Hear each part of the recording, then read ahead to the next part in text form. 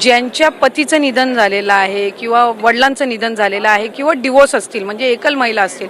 त्यांच्यासाठी आम्ही वेबसाईटवर एक ऑप्शनच्या संदर्भातलं एक वर्किंग करत आहोत की त्यांच्या पतीचं किंवा वडिलांचं जर निधन झालं असेल तर त्यांचं डेथ सर्टिफिकेट किंवा डिवोर्स झाला असेल तर ते डिवोर्सचे पेपर्स अपलोड करण्याच्या दृष्टिकोनातून हे आम्ही तिथं ऑप्शन्स तयार करत आहोत। त्यासाठी वेबसाईटमध्ये ज्या काही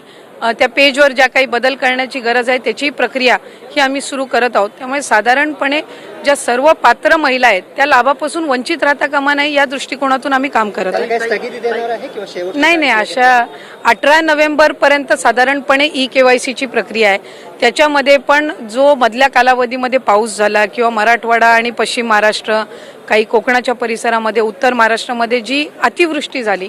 या संबंध परिस्थितीमध्ये कायकांचे कागदपत्र त्यांना गमवावे लागले म्हणजे त्या पुराच्या परिस्थितीमध्ये तर त्या संदर्भातला निर्णय हा आम्ही त्यांना एक्सटेन्शन देणं मुदतवाढ देणं हे आम्ही निश्चितपणाने त्या ठिकाणी करू आणि कुठलाही पात्र लाभार्थी लाभापासून वंचित राहणार नाही याची दक्षता आम्ही नक्कीच